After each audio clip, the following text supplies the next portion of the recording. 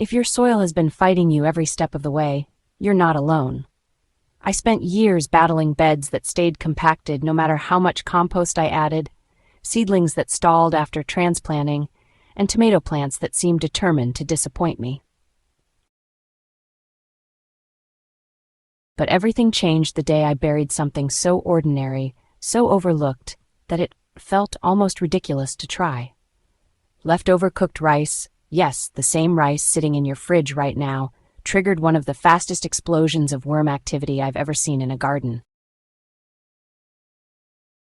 And what happened next completely reshaped how I build soil here on Crop Corner. The beauty of this method isn't in the rice itself, but in the biological chain reaction it unleashes the moment it's buried underground. After using it consistently through a growing season, I went from fighting stubborn dirt to growing in soil that behaved like living, breathing earth. Today, I'm walking you through exactly how it works and how you can use it to transform your own beds. Why cooked rice fires up soil life faster than traditional composting? As soon as cooked rice is buried, microbes rush in. Cooked rice is already gelatinized from boiling, which means its carbohydrates are instantly accessible to soil bacteria. They multiply rapidly, creating a dense wave of microbial life around each buried pocket. And here's the key that most gardeners miss. Worms don't move in because they want the rice. They move in because they want the bacteria. When microbial populations reach their peak and begin to die off, they turn into the perfect food source for earthworms. The worms sense this shift underground like a dinner bell ringing through the soil, and they gather in massive numbers. Once worms arrive, everything changes. Their tunneling pulls oxygen through the bed, breaks up compaction, blends organic matter, and improves the structure so water can soak deeper while preventing surface puddling. Their castings, worm-made fertilizer, become one of the most potent and plant-ready nutrient sources your soil can receive. It's like switching from a dead battery to a fully charged one. How to bury cooked rice the right way for maximum worm activity. This method works beautifully only if it's done correctly. Cooked rice is essential because only cooked rice breaks down fast enough to spark the microbial bloom that worms respond to. So here's the thing. Raw rice just takes way too long to break down. It actually pulls moisture out of the soil, and honestly, it doesn't give that quick burst of carbohydrate energy that soil microbes really need. All right, let's get started by making small underground pockets all throughout your garden. Each little hole should be about 6 to 8 inches deep, just enough to tuck in your rice. Next, you'll want to add a small handful of plain cooked rice. Make sure it's nothing seasoned, oily, or flavored. Just press it gently into the bottom of each hole and then cover it completely with soil. So no grain should remain exposed because exposed rice will attract pests instead of supporting soil life. In established beds, space these rice pockets about 18 inches apart. In newly built beds or soil that has been starved of organic matter for years, you can place pockets 12 inches apart for your first round to jumpstart microbial activity more aggressively. Once the rice is buried, the real transformation begins quietly below the surface. Keeping the soil ecosystem active all season long is key. To maintain strong worm populations, recharge your beds every 4 to 6 weeks with new rice pockets. This timing lines up with the microbial life cycle created by each rice deposit. The microbes multiply, peak, die off, and then the worms feed. Replenishing the system ensures you never lose momentum. If your garden has very few native worms, wait about 3 weeks after your first rice application, long enough for the microbial wave to develop, then introduce purchased worms into the bed. They'll settle in much faster when there's food waiting for them. Over the course of a season, the soil will begin changing dramatically.